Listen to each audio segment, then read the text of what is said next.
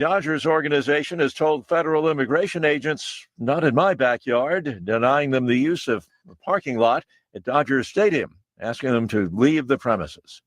On Wall Street this morning, stock futures in positive territory. Dow futures up 57 points. The NASDAQ futures are ahead 42. More details, srnnews.com.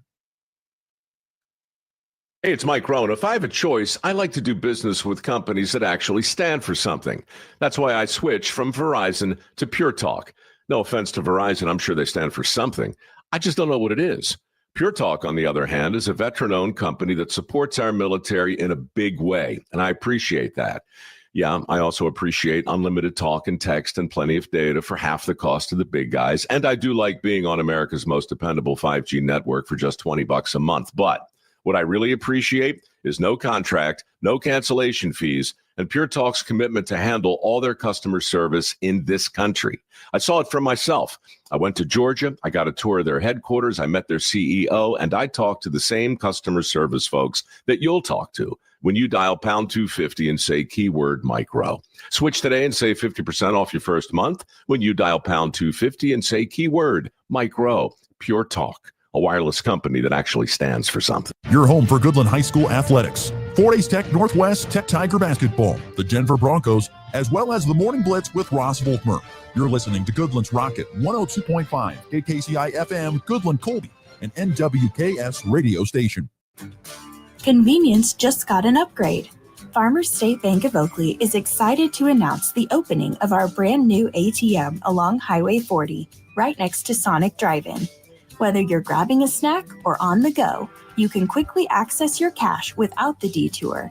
It's banking made easy, right where you need it. Farmers State Bank of Oakley, member FDIC.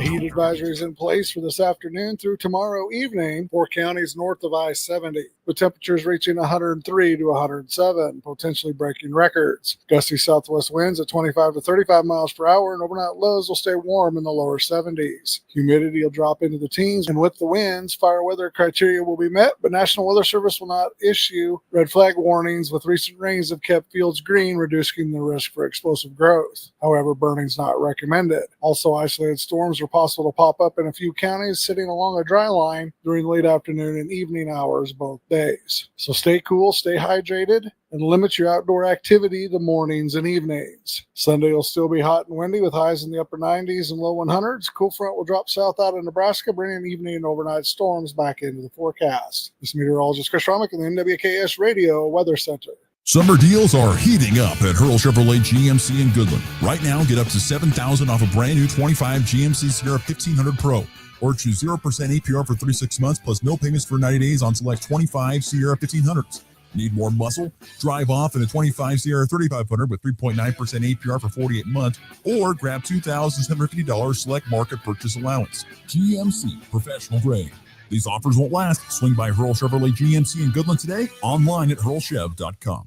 Are pests making your home or business uncomfortable? Call Pest Away in Goodland, Kansas, serving all of Northwest Kansas. They provide top-notch pest control services to keep your space safe and pest-free. From ants to rodents, termites to spiders, our expert team is here to help with effective, safe, and affordable pest control solutions. Don't wait. Call Pest Away today at 785-728-7166 for fast, reliable service. Your home or business deserves the best protection. If you want plain talk with exceptional results, the dedicated team at Norder Supply in Scott City is passionate about assisting their customers in achieving maximum net return per acre, and that is how they define success. Through unparalleled agronomic advice and best-in-class customer service, you can depend on them to do what is best for your operation. Call them today at 620-872-3058 for Norder Supply in Scott City. At FNB Bank, we understand the backbone of our community is our local farmers and ranchers. Whether you're growing crops, raising livestock, or investing in new equipment, we're here to help you succeed. Our agricultural loans are tailored to meet the unique needs of your farm, with flexible terms from people who understand what it takes to make it in agriculture. When you partner with FNB Bank, you're working with neighbors who know the land and are invested in your success. FNB Bank, rooted in our community, growing with you. Member FDIC. Looking for insurance that actually puts you first? At the insurance agency in downtown Goodland, we're independent, which means we work for you. Whether it's auto, home, crop, or business, we shop top carriers to get you the best coverage at the best price. No pushy sales, just honest advice from people who live right here in your community. Give us a call today at 785-899-5011 or stop by 1020 Main in Goodland and let's get you covered. The Insurance Agency. Insurance the way it should be. Spring is in full swing at Hoover Lumber Ace Hardware. Get your lawn and garden looking their best with Ultimate Fertilizer and gear up with Eco blowers and mowers for the season ahead. Tackling a project, they've got a surplus of quality lumber ready for all your building needs. And when the work's done, fire up the fun with their wide selection of grills, smokers, and griddles from Traeger, Weber, and Blackstone. Stop by Hoover Lumber Ace Hardware in Goodland and Colby, your one-stop shop for spring projects, big and small. You ready? Ready? 1, 2, 3, 4! It's time for the Morning Blitz with Ross Volkmer. There is a benefit to building a team and keeping it together for the length of time.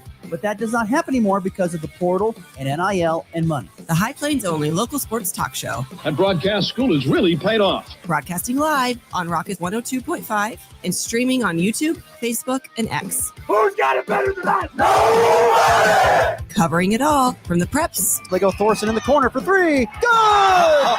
To the pros. The 1-0 pitch. Vermeen drives it into left center field. Game over. Freddie Vermeen wins the marathon for the Royals. The Blitz is presented by Pearl Chevrolet GMC, Hoover Lumber Ace Hardware, and FNB Bank. Along with the Insurance Agency, the Farmer State Bank in Oakley, the Cowboy Corner Express, and Equity Bank of Hoxie, Quinter, and Grinnell. Let's go to work. The 2-2 pitch. Caglione hits it high in the air, deep right center field. Adolis Garcia's at the wall. It's gone. Watch it fly. Jack Caglione, his first big league home run. It's the pitch. Fastball hit high in the air, deep to right center field. Garcia turns around, watches it fly. Home run, Jack Caglione. Make it 2 for Cags today in Texas. Backcourt steal. McConnell has it on the wing. Feeds for 3, and Toppin hits another. Indiana can't miss since that 0-for-8 start. Kick out to Toppin. He'll take the 3. He'll miss it with 2 seconds to go. Out to Shepard. 3 at the horn. Good! 30-point lead for the Pacers. And Indiana in a rout wins game 6. And the best 2 words in sport, we'll have a game 7.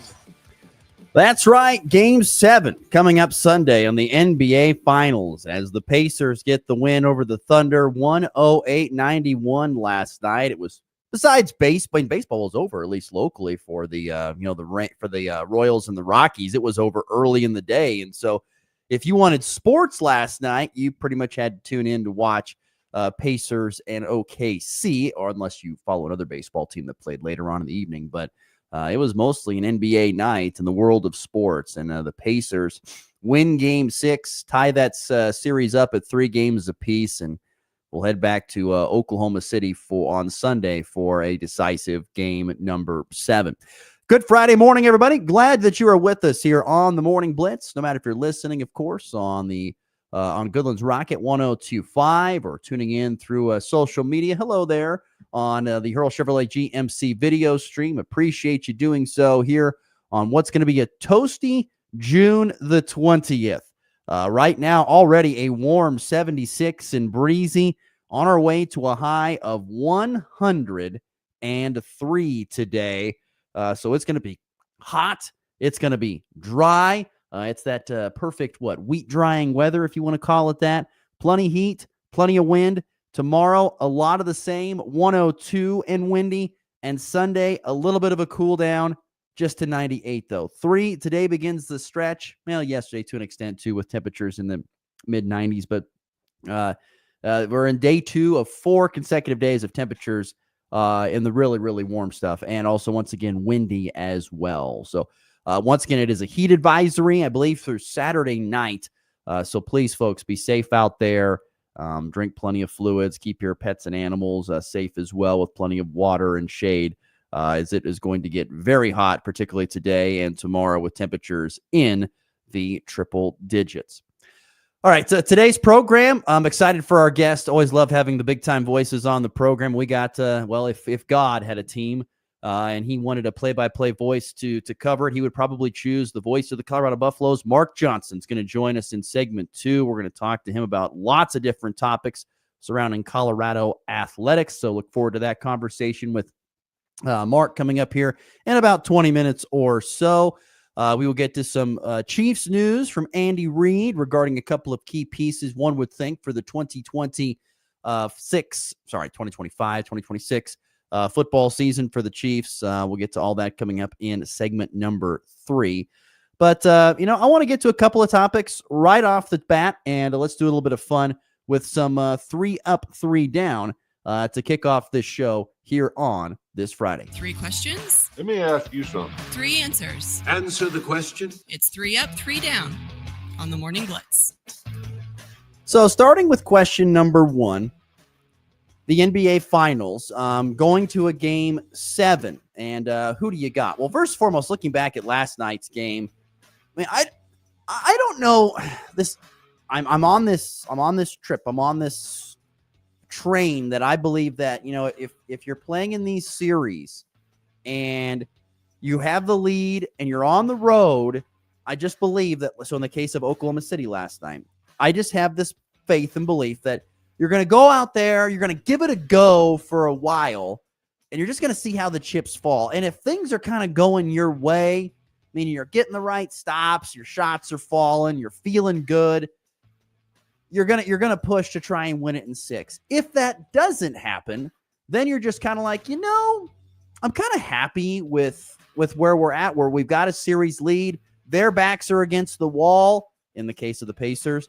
So, and we get to go home and play Game 7 on Sunday. So, it didn't really go our way the first, in the second quarter, and particularly in the middle quarters for OKC. You know what? Let's just punt. I mean, I really do believe that. And I know everyone who plays in a game like that would say that's bogus, Ross. Don't believe that. They're competitors. They're athletes. I get it. That's just my gut feeling, particularly in the playoffs, in these type of games. You can go out there and you're like, you know what? Hey, in the first quarter, we're only down 3. We're okay. But then you get in that second quarter and OKC goes on a massive run. In the middle quarters, actually, they outscored the Thunder, what was it? 62 to 35. 62 to 35 in the middle quarters.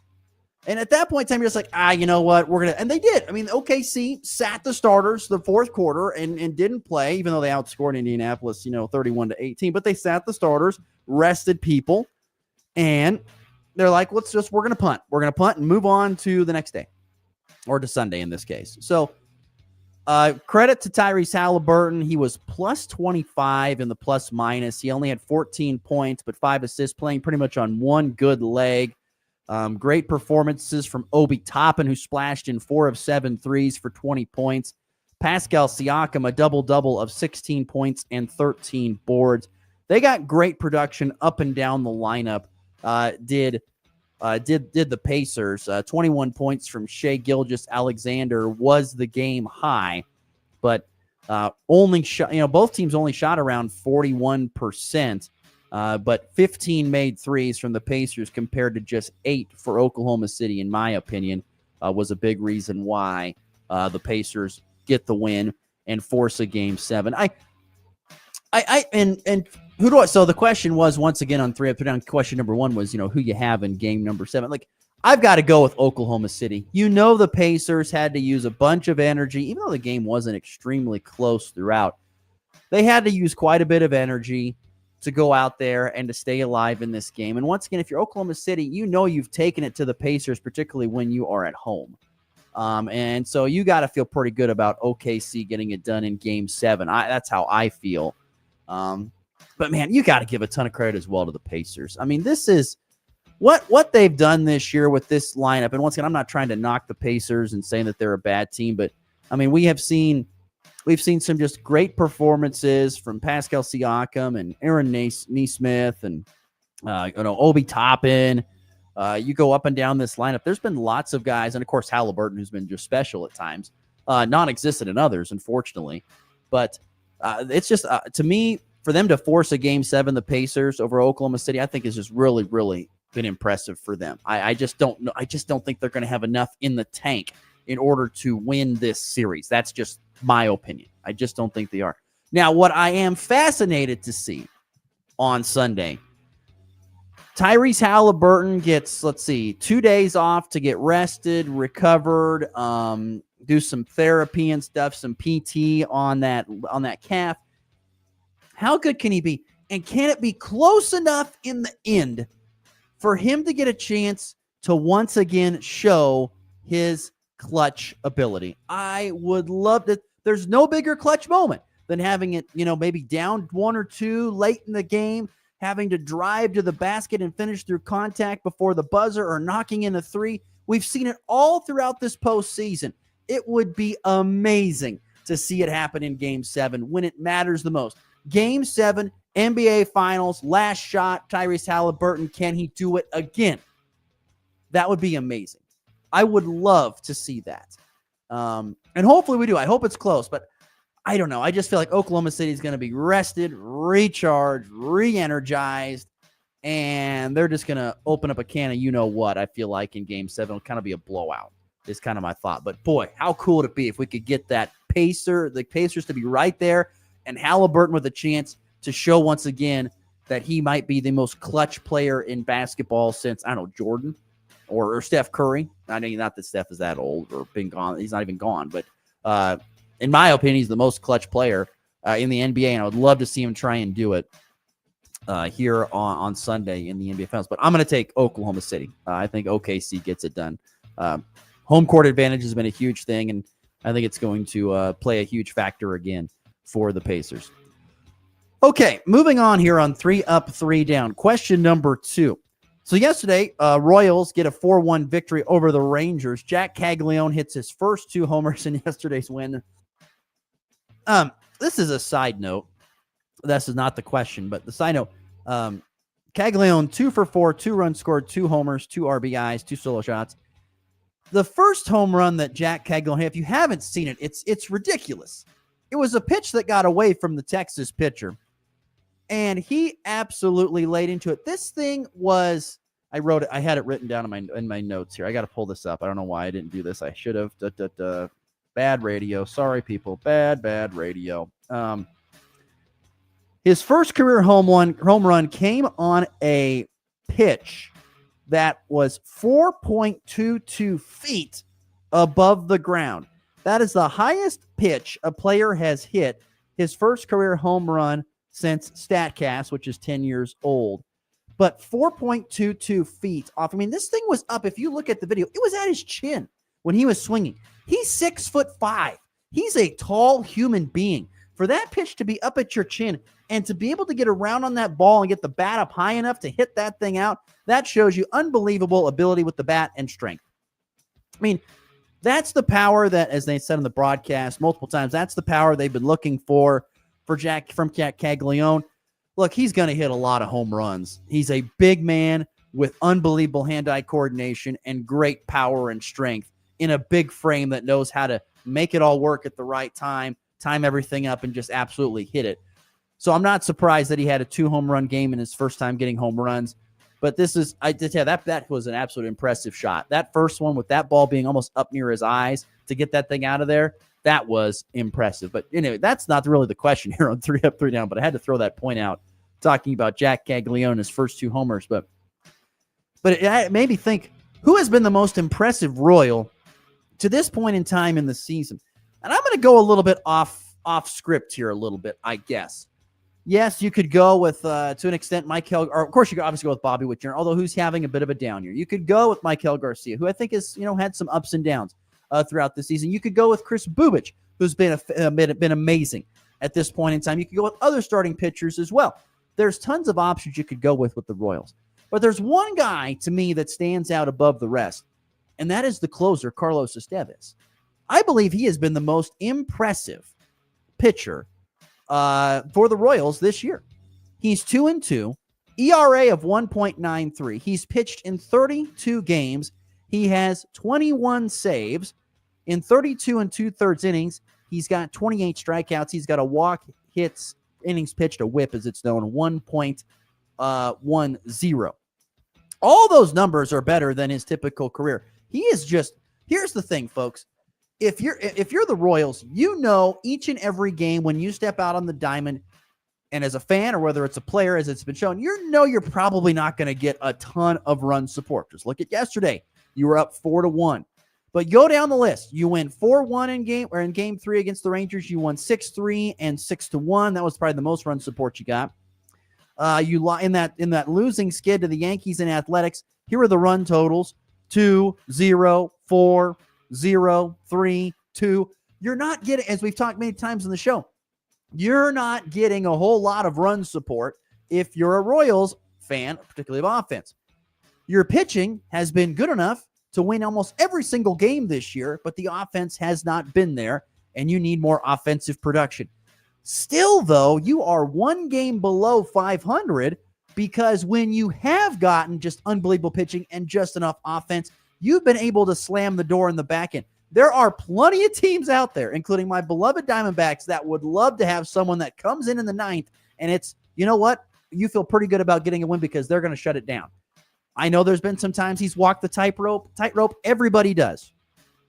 But for him to have, like I said, just this unbelievable showing, I think personally, when it comes to this in the back and the bullpen, I think it's awesome. I was trying to look up. I think he has maybe just a couple of blown saves this year, maybe no more than 2. I'm going to pull this up here. He's blown 3. He's had 24 save opportunities and 21 saves. I mean, you'll take that every single time. Every single time. So I think that's I think it's been a guy that maybe hasn't gotten as much love as deserved is Carlos Estevez, the closer for the Royals, because when he comes into the ninth, and usually these games are close because there's not a ton of run support, he's out there getting outs.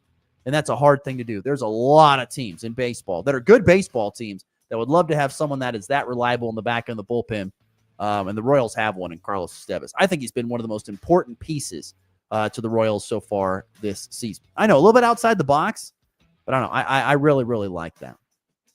And the final question I have for here on 3 Up, 3 Down, going to Saturday night, 6 Central, 5 Mountain time. Who's going to win the Men's College World Series? Once again, it's game 1 out of the best of 3 starting on Saturday night between LSU and Coastal Carolina. Now, I know that we discussed a little bit on this yesterday when the finals were set. There were no games yesterday. There'll be no games today. But LSU, once again, has an unbelievable stat. They've been in a national championship game 7 times, and they have won 7 national championships. They are perfect when it comes to getting in to national title game. They have probably the highest paid and probably the most talented roster left playing in men's college baseball at this point in time. If they weren't the only team, they'd probably be a top 5 for sure, maybe top 3 or 2. They have one of the better coaches in Wes Johnson, who's done a phenomenal job there with that program since coming over from Arizona.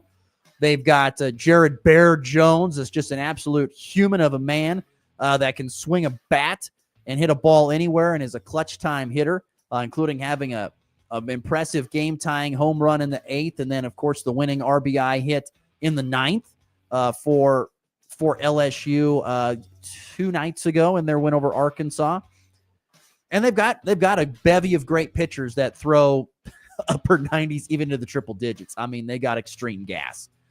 They've got everything. Everything points to LSU winning this, and they're an SEC, and they're a perennial power. They're a blue blood. They're power, all that stuff.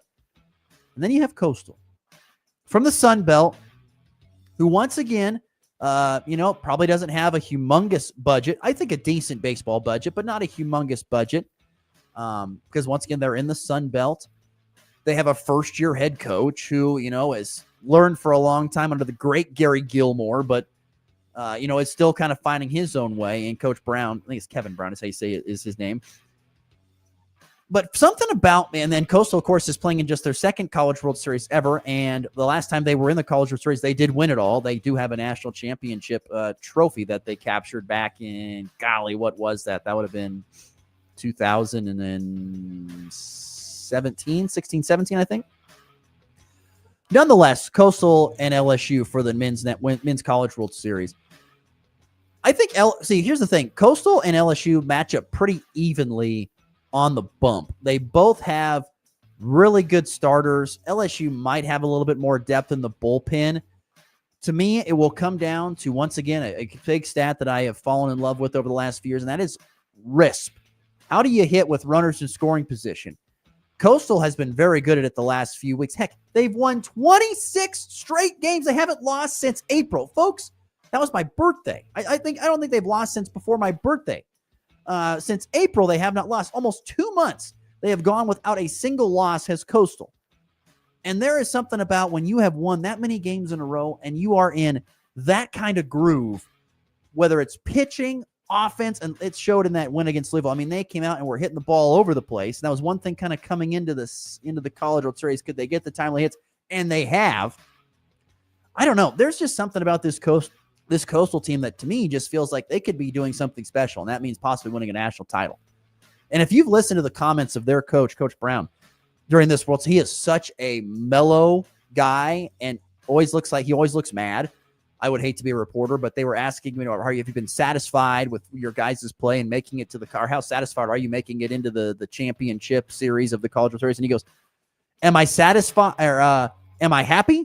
Yes. Am I satisfied? No, I am not. I am not in any way, shape, or form satisfied. This guy is pushing all the buttons, all the pieces. His team plays with an edge. There's just I'm going with Coastal. I think they're going to get it done. I will say I think Coastal's going to have to get it done in a sweep in order to get it done. I do not believe if they lose game one that they're going to be able to come back and win 2 in a row. I think when you lose that 26-game losing skid, I think Coastal's going to have to win game one to get it done. If they don't, they lose. Even if they win game one, lose game two, I think they could win game 3. But if they lose game 1, I don't think they can get out from underneath that. But it'll be fascinating. Can Coastal end LSU streak, who have gone in there 7 times and won 7 World Series, College World Series titles, and can they make him just be 7 of 8? I don't know. We'll see. I'm going with Coastal. My heart wants to go for them. I think they can actually get done because, once again, they are just so white hot and winners of 26 consecutive baseball games. That is absolutely ridiculous. Absolutely ridiculous. But like I said, I think if they lose on Saturday night, I think it's a sweep for LSU more than likely. So there you go. F&B Bank text line always open at 785-899-2222.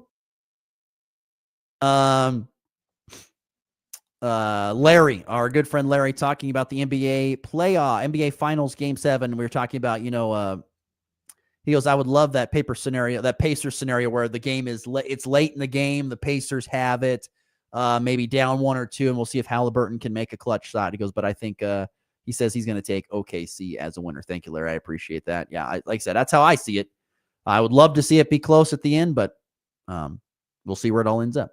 There you go. 3 up, 3 down. A little fun there on a Friday. All right, let's get to our second segment. After a break, we come back. The voice of the Colorado Buffaloes. Guy has been on the program for a long time. Look forward to visiting with him next. Mark Johnson joins us. You're listening to the Morning Blitz. Hey, NWKS radio listeners. We want to invite you to our studios located in Goodland, Kansas. You saw us doing a remodel on the building. Now it's time to show it off. We're hosting an open house on Thursday, June 26th from 4 to 6. Tour the studios, meet our NWKS radio staff, eat some scrumptious food, celebrate the opening with us with a ribbon cutting, and of course, listen to some great tunes. We can't wait to see all of our favorite people at our new studios, 1803 Cherry in Goodland, on Thursday, June 26th.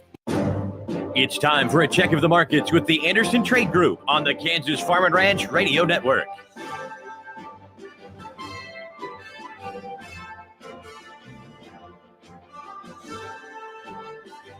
Good morning. This is Kate Thompson with the Anderson Trade Group. Today is Friday, June 20th. On the overnights last night, July corn higher ascent at 434.5, September up 1 3/4 at 430 3/4, December up 2 at 446, March up 2 at 461 1/4. July soybeans up 3.5 on the overnights at 1078 1/4, August up 4 at 1080 3/4, September up 4.5 at 1065 3/4, November up 4 1/4 at 1072.5. Chicago Wheat July contract lower 4.5 at 5.69 3/4. September down 4.5 at 5.86. December down 4 1/4 at 6.08. March soft wheat down 4 1/4 at 6.26 3/4. Kansas City Wheat July contract lower 3.5 at 5.67 3/4. September down 3 3/4 at 5.82 3/4. December down 3 3/4 at 6.04 3/4. March hard wheat down 4 cents at 6.23 3/4. On the stock market this morning, the Dow up $133 to 42,644. The S&P up 19 at 6,053. The Nasdaq up 86 at 22,031. Gold lower $47 an ounce at 3,361. Crude oil up 21 cents a barrel at $75.35. If you have any questions about marketing grain or would like to talk about risk management options, give our Colorado office a call. John Hankey or John Stiles at 970-744-4484, or in our Kansas City office, myself, Tom Pluto, Jared Law, Tyler Ghosh at 913-748-3000.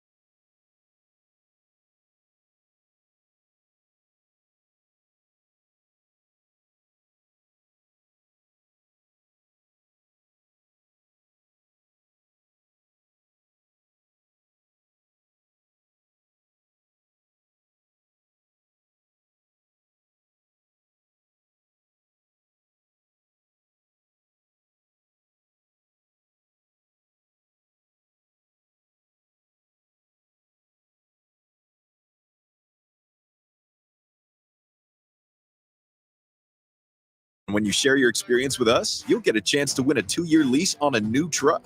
Sign up at yieldchallenge.basf.us. No purchase necessary. See official rules for details. Always read and follow label directions. Summer deals are heating up at Hurl Chevrolet GMC in Goodland. Right now, get up to $7,000 off a brand new 25 GMC Sierra 1500 Pro. Or choose 0% APR for 36 months plus no payments for 90 days on select 25 Sierra 1500s. Need more muscle? Drive off in a 25 Sierra 3500 with 3.9% APR for 48 months, or grab $2,750 select market purchase allowance. GMC Professional Grade. These offers won't last. Swing by Hurl Chevrolet GMC in Goodland today, online at hurlchev.com. You're listening to the Morning Blitz with Ross Volkmer. He talks about sports on the radio.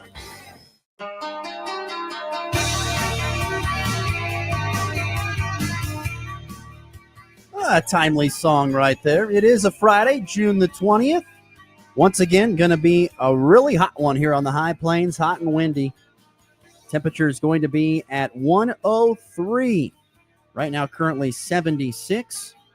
So certainly going to be a warm one. Had a little storms roll through the area, at least further east, south of Colby, over there in Decatur County yesterday with some rain. I know we saw around, half inch of rain, some marble-sized hail in Oakley. I saw reports of that. So, today, once again, heat advisory in effect starting to really much today all the way through Saturday. Once again, with temperatures in the triple digits. I'm not sure our guest is a humongous fan of those living out in the Colorado mountains. That would be Mark Johnson, voice of the Colorado Buffaloes. Morning, Mark. How are we doing today? Ross, good morning, and you are correct. There's a reason I live at 9,000 feet, so I don't have to be hot all that often. So you guys enjoy that 101 or 102 degree temperature. I think it's supposed to be about 70 up at my place, so I'll stick with that. Yeah, that'll be great. I tell you, Mark, I want to start out kind of reflecting a little bit. About a year or so ago, you had a tough accident happen. How are you feeling on the recovery from all that? I'm doing pretty well. For your listeners that don't know, I was on July 30th last year. I was team roping and competing, and I had a mare of mine that did nothing to dispel the stereotypes of mares, and she liked to buck a little bit every once in a while. I come flying out of the chute, she started bucking a little bit, and it was just a freak accident. A doctor told me at the time if anybody's ever had a glass in their hand and they brush up against something and it shatters, like, how in the world? And they always say, well, you hit it just right. Well, the saddle horn bumped my pubic bone and hit it just right, and it popped open. That seam in the front there opened up, and then when I bailed off the horse, because obviously I lost my legs, I broke my ribs, and I'm back team roping here about a little over a month ago, about 5 weeks ago. I started turning steers, and in fact, I just picked up a new roping horse yesterday and roped on him last night, and so I'm getting back to normal and feeling good. Thank you. Well, good. We're glad to hear that. I know you're also a big fishing and outdoorsman. I just got back from a fishing trip in Colorado down in the Gunnison River. I was curious, what are some of the best places you've ever fished in the great state of Colorado? Well, number one, I'm not going to give anything specific. If I did, I wouldn't be a real fisherman, right? If I told you exactly where my hunting holes are. True. Yeah, I've got I'm not far off the Platte River here where I live, and Bear Creek up in Evergreen runs through, and I fish those quite a bit. But I get up on the Blue River. I've got a couple of spots up there near Breckenridge that I get to on a regular basis, and I just like to travel around the state and find new spots that I haven't been before. And I get on some of those Western Slope, some of the more well-known rivers over there, and I enjoy that. But they get a little bit crowded, so I always look for those areas where maybe it's off the beaten path, or I got to hike a little bit farther than a lot of people are comfortable doing. I've done up in Rocky Mountain National Park a number of times. You keep hiking until you start losing people, and then you're probably in a good fishing spot up there. So that's how I kind of go about it. What's the biggest fish you've ever caught that you can remember? Well, I'll tell you what. It's not really fair to claim this, but I will. I used to help out Healing Waters, which, if your listeners don't know, is it's a group that gets together and they help out wounded warriors. And years ago, there is a ranch on the Blue that is referred to as Jurassic Park here in Colorado. And the reason they refer to it, the gentleman that owns this place, it's an enormous place, and he has put unbelievable amounts of money into manicuring the river and working on wildlife habitat throughout that ranch. And they used to hold an event up there, and I had a gentleman I was guiding one day. He was a Vietnam vet, and I knew there was something substantial in there. And like I said, he's done so much work in the river, these fish don't leave. And so they hang in there, and they feed him a little bit. So one day he hooked this fish. I knew it was there. And he lets out a holler because I was downstream looking at another hole that we were thinking about getting into. And all I know, I was screaming at him, Keto, keep your rod in the air. And I knew it was big. And all of a sudden it came out of the water. And you ever seen that scene in Jaws where the guy says you're going to need a bigger boat? I'm thinking to myself, I'm going to need a bigger net. And all I kept thinking is, when you net this thing, do not blow this, because this is going to be something special here. We ended up getting it. We took photos with him, put it back in the water. It was kind of sitting there, kind of catching its breath, if you will. And I said to him, I said, do me a favor, grab your phone. I said, I'm going to pick that fish up, and you take a picture of me with it, and I will promise I will never tell anybody that I caught it. All I did was net it. I put him on it, and I netted it.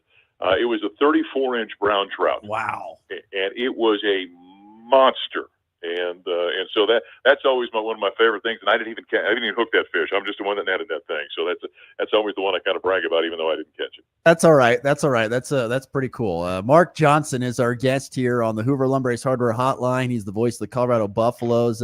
Mark, I want to dive into some sports now. Actually, sure. What were your thoughts on the NFL draft, particularly for two of the top Colorado Buffaloes that were supposed to be taken? Of course, Travis Hunter goes really early as expected, and Shadur dropping in the draft. What were your thoughts on those two guys and where they went and how the draft went for each of them?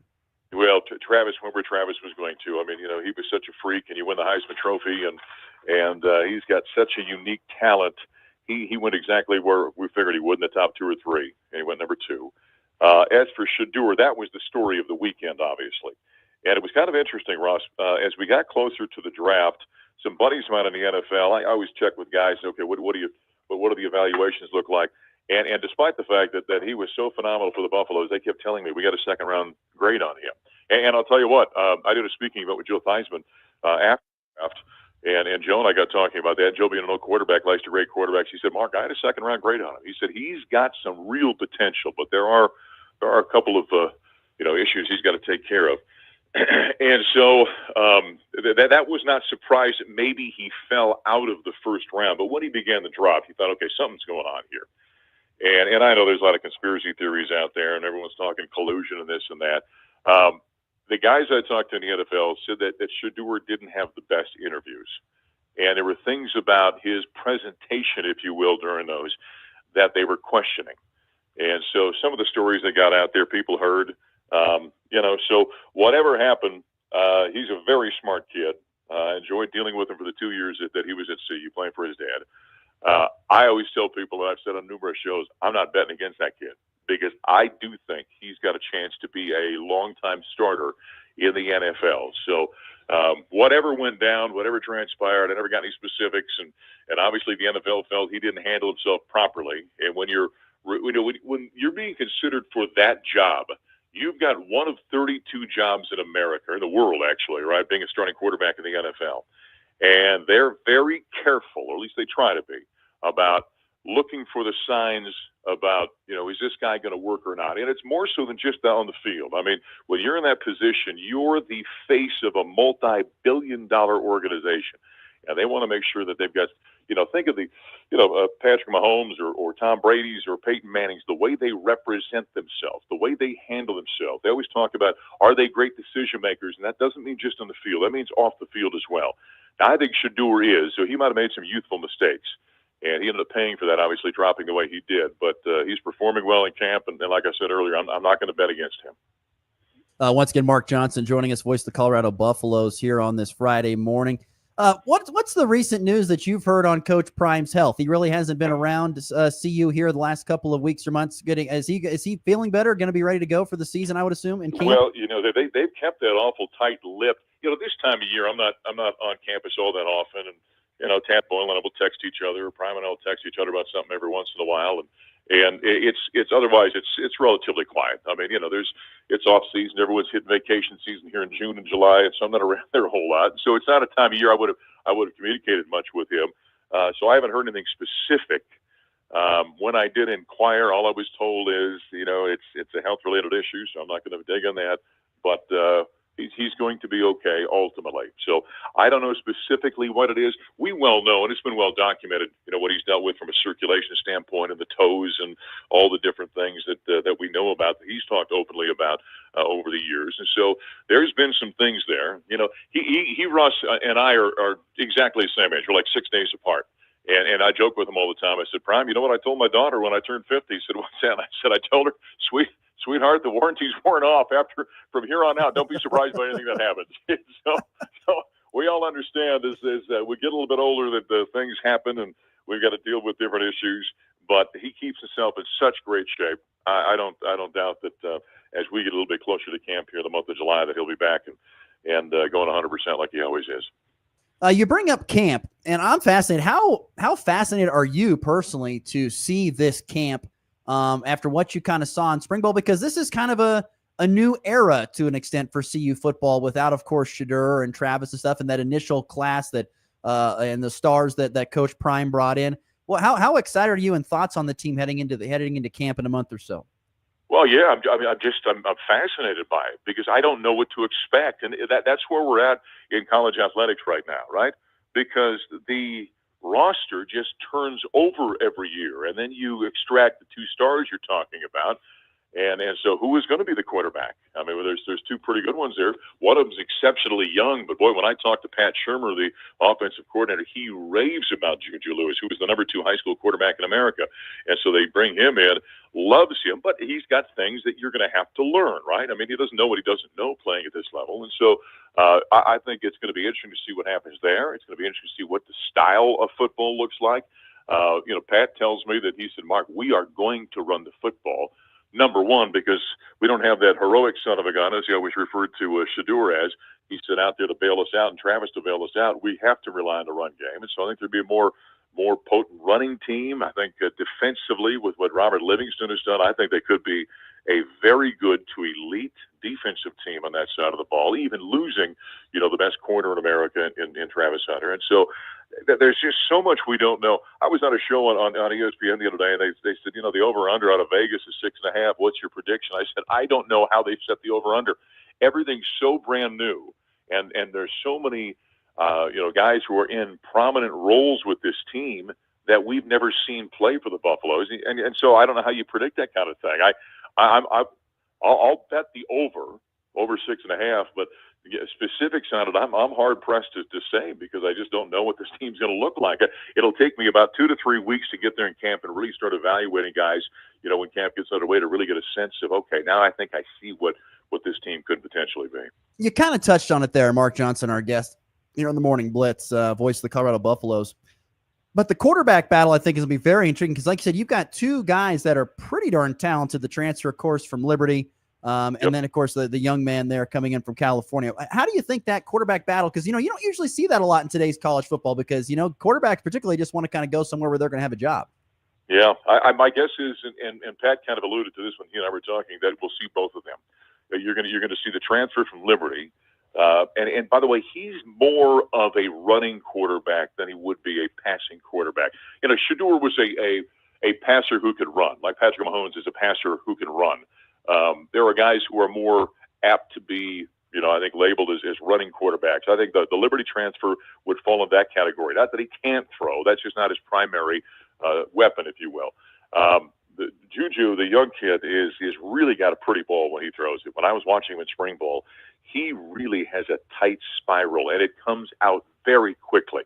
Now, he's learning to play with people in his face, right? In high school, he didn't have to worry about that. He was so much quicker than everybody else and had a real dominant offensive line he played behind, so he didn't have to deal with that. He's going to have to figure out how to play with somebody right in his grill all the time.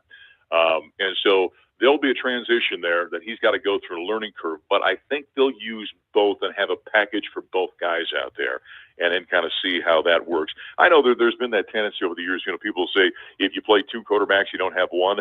I think a lot of times that's true. I'm not going to say that's the case here until we see these guys, because I do think one of them's proven at the college level, and the other guy's a really, I think, impressive young talent. And so I think they want to make sure that they can keep both of those guys out there, keep defenses back in their heels a little bit. Yeah, Juju Lewis, of course, the 5-star from California, over 10,000 yards, 144 touchdowns in high school. The other guy we were talking about for Liberty, Caden Salter, for those who are curious. Yep. Caden Salter is the young man there. Mark Johnson, continue to be our guest here on the Morning Blitz. I got one topic I want to dive into with you here. How is Colorado, in your best estimation, how are they positioned with the new House First NCAA ruling? How much of an impact will that make on CU athletics as a whole?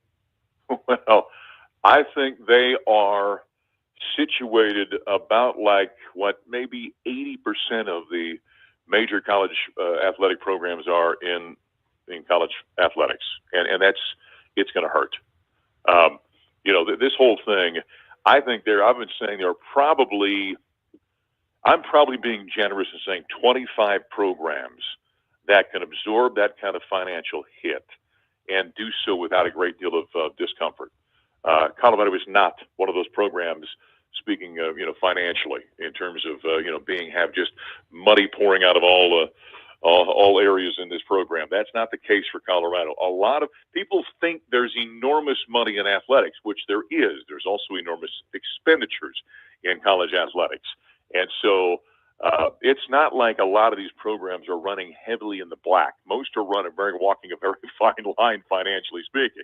Now, could they clean things up? Certainly they could, all across the country. But this is where we're at right now. And Ross, this whole thing is really fascinating to me. This is not the end. This is just another step. You saw immediately after the House decision came down and the final ruling came in on it, the lawsuits were piling up already.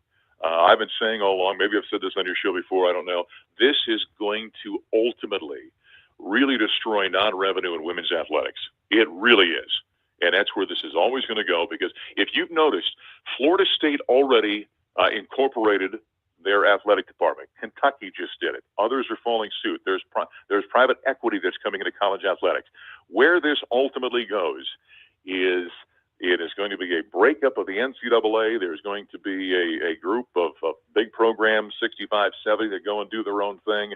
They're going to have collective bargaining. They're going to have revenue sharing. Then the student athletes, so the question's already coming up. If I'm getting paid, why do I have to go to class? And so this is really going to get really, we're not even close to the end of this thing, but I do think the end is coming quickly. Now that we've hit this point, I think it's going to probably unfold here rather speedily, I think, over the next 2, 3, 4 years till we get to that point. But that's ultimately where it's going. So Colorado and Rick George, the athletic director, has said this. They're committed fully to the $20.5 million revenue sharing. How that's going to be dispersed, I don't know. Most schools are going with about $16 million to football and and then maybe another 3.5 or 4 to men's basketball, and everything else kind of sprinkles among the rest of the sports. But it'll be something along those lines. But it's still going to be a very volatile situation throughout college athletics. You kind of walked into my next question there, talking about that $20.5 million and dispersing that out. I mean, there's going to be chances for other places across the country to become good in some sort of sport. Maybe you're not big into football. Maybe like a Villanova could put all that money towards basketball, or there you could have a chance, for some baseball programs, for your softball programs, put a lot of money towards that and be really good, like we saw with Texas Tech here this spring. I mean, I think that's something I think we could see. We could see a lot of some programs just kind of pop up out of nowhere because they're investing more in certain facilities and certain programs than other programs are not, correct? Well, yeah, you said something there that I don't think a lot of people have thought about. Watch for the Big East to explode in basketball. Big East is a non-football conference. People say, why did Rick Pitino go where he went? Why did the Maryland coach jump, to Villanova? Well, they all saw this coming. They all look at it and say, okay, we got $20.5 million we can spend, but we don't have to spend 15 or 16 on football? Oh, I see where this is going. Okay, the Big East could be a monster in basketball as a result of that. To your point about the other sports, that could happen. Like you just said, what we just saw with Texas Tech and softball is stunning to me. What it's also teaching us who's really got money, okay? Texas Tech has got enormous amounts of gas and oil money down there that pours into that program. And so we're finding out exactly who's got money around college athletics. I don't think many schools would pour a lot of money into non-revenue sports because what's the return on investment on that? And so I don't know how often that's going to happen unless you've really got the change to really start spreading it around. And so I think that's one of the more interesting aspects of where this is all going. We're going to find out who the real haves are and who real have-nots are. And I think it's going to change the landscape of college football as a result of that. So, yeah, this is going to be an interesting time. I got an old line I always say, because things are kind of relatively quiet right now, and I always say, if you think you've got peace, it's only because everyone's reloading. And right now, legally, this thing is just reloading because the lawsuits are coming down the pike. Yeah, we're certainly going to be in a very, no doubt, interesting time in college athletics. One more quick one for you. Do you think, I've thought this for a while, college athletics, because of, the previous, you can go back 30, 40, 50 years, and it's just kind of built and built and built and built and built to where it became this cash cow, TV money getting thrown at conferences, things of that sort. It became all that, particularly college football. Do you feel like because of all this stuff, maybe, like you said, 4, 5, 6 years down the road, it might actually hurt it, and you might see some of that money go away because fans will be like, we don't want to be a part of this and watch this anymore? Or do you think, hey, once the games start, everyone forgets it? Once the games start, everyone forgets. There are private equity people out there believe that college football is undervalued by times 10. That they believe that the audience for this, we're not seeing this affect the television numbers at all in any way, shape, or form. Attendance numbers are still through the roof. College football is still a great game, even though you've got all this craziness going on outside of it. By the way, I've got a friend of mine who's a lawyer who deals very heavily with NIL law. He got into that in the last 5 years here and is one of the top guys in the country. And he told me, he said, here's the thing to watch for now. He said, everyone thinks this is going to get fixed. He said, Mark, cheating is going to go through the roof, and it's going to be enormous money cheating.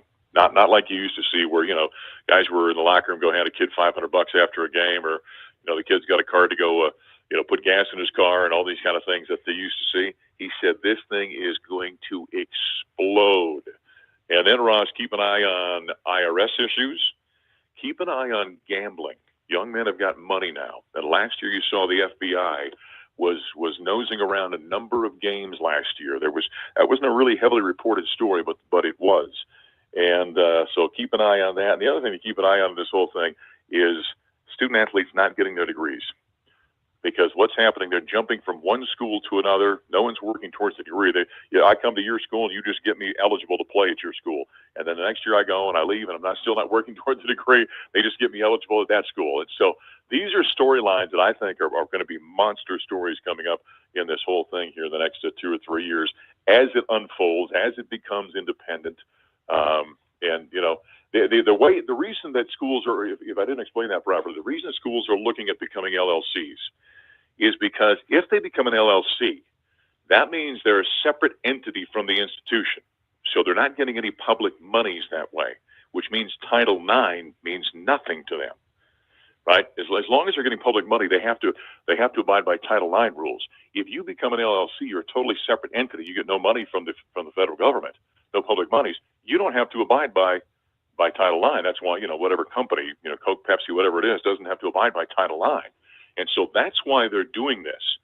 And so that's why private equity is getting involved. And so that's where this whole thing is, which is why I say it's going to really damage, ultimately, I think, non-revenue sports and women's sports, because they don't have to abide by that. So ultimately, when they break away, they'll have, a football team, a men's basketball, maybe a women's basketball team, just to make it look good. They have a licensing agreement to utilize the images and the mascots. And they have a facilities agreement where they can use the facilities. So they're still the university of said state team. They're just very independent within that. And so, this thing I still think is going to be just an unbelievable story here in the next 2-3 years. A sickening but interesting story nonetheless. Mark Johnson, voice of the Colorado Buffaloes. Mark, it's always great to catch up, my friend. We'll do it again when we get close to football season. Thank you for the time. Get out there and enjoy that new horse and the fishing, all right? All right, Russ. You have a great summer. See you. You too. Once again, great stuff there from Mark Johnson, voice of the Colorado Buffaloes and voice of reason when it comes to college football, I guess. He definitely's got a lot of good information, a lot of good opinions, and I agree with him. There was a quote from Joe Moglia, who used to be a head coach at Coastal Carolina, and they were asking him, his thoughts on college football, and he goes, "College football." This is Joe Moglia, who, by the way, is head coach Coastal Carolina. He was also one of the founders of TD Ameritrade, and he's got an interesting, fascinating background, football coach, and of course founder of Fortune 500 company, and co-founder of that. And he goes, "College football is the NFL, ran by amateurs." That's what he said. It's college football is the NFL, it's like the NFL, but it's ran by amateurs. That's what college football is. So, tough times in college sports, and I think a lot of unfortunate things are coming down the line, and I still think it's going to play an impact in some sort of fashion in the years to come. Big time impact. All right, we're going to get to a break. We'll come back. We'll wrap the show with the walk-off next here on the Blitz. Farmers and ranchers, are you looking to sell your equipment at auction for zero fees and zero commissions? Well, then you need to check out Hayden Outdoors' new online equipment auction platform. You can list your equipment in our monthly online auctions using our easy-to-use platform, and you don't pay any fees or commissions. Visit HaydenOutdoors.com to learn more. That's HaydenOutdoors.com. Spring is in full swing at Hoover Lumber Ace Hardware. Get your lawn and garden looking their best with Ultimate Fertilizer and gear up with Ego blowers and mowers for the season ahead. Tackling a project, they've got a surplus of quality lumber ready for all your building needs. And when the work's done, fire up the fun with their wide selection of grills, smokers, and griddles from Traeger, Weber, and Blackstone. Stop by Hoover Lumber Ace Hardware in Goodland and Colby, your one-stop shop for spring projects, big and small. If you're looking for top-notch auto care, JG Tire and Auto has you covered. They specialize in alignments, brakes, and complete vehicle service to keep your ride running smooth. Plus, they offer Toyo and Ironman tires at exceptional prices, perfect for any budget. Whether it's a quick oil change, new tires, or a full repair, Jim is there to help. At JG Tire and Auto, they combine quality service with prices you'll love. Stop by on North Main and Goodland or call 785-890-8473 to schedule your appointment. At FNB Bank, we know family comes first. Whether you're opening a savings account for your kids, buying a new home, or planning for the future, we're here to help every step of the way. With personalized service and flexible options, we make banking easy for your growing family. FNB Bank, serving families, strengthening communities. Member FDIC, Equal Housing Lender.